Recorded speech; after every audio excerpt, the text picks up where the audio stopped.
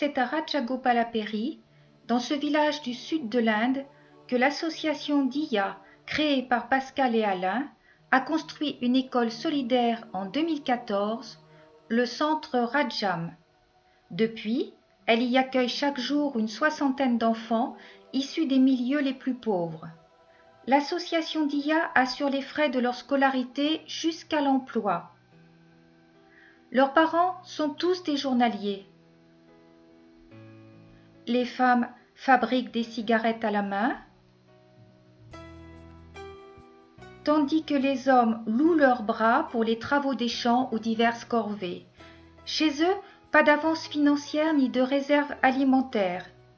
Ils achètent le soir de quoi nourrir leur famille avec ce qu'ils gagnent dans la journée.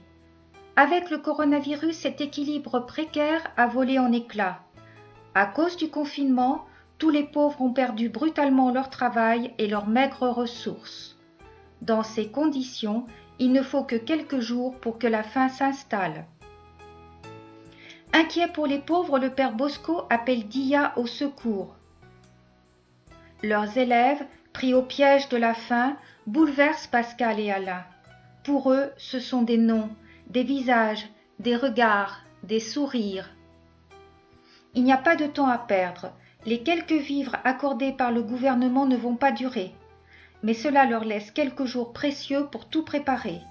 Ils lancent un appel d'aide alimentaire d'urgence, alertent tous leurs amis. En 3 jours, ils obtiennent de quoi faire face à la première distribution. En Inde, le père Bosco organise une grande chaîne de solidarité. Il contacte le fournisseur.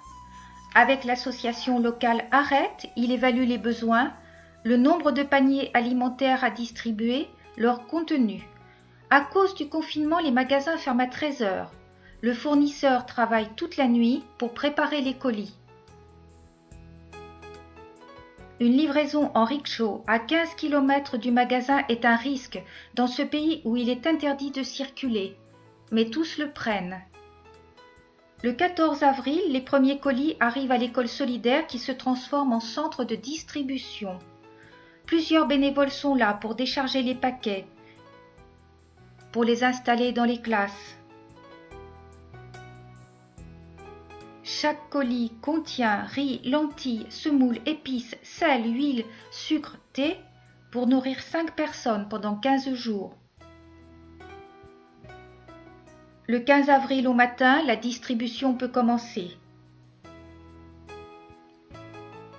Les familles les plus pauvres du village, les veuves isolées et tous les élèves de l'école solidaire reçoivent leurs colis séparément pour respecter les gestes barrières.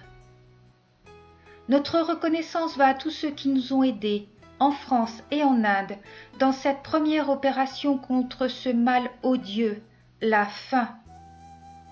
La prochaine distribution est prévue à partir du 30 avril. During this corona time, my parents don't have work. They don't have money to get food. Thanks for your help. How are you, Alan Pascal? Thank you for your help in my family. Merci beaucoup. Hi sir and hi ma'am. How are you?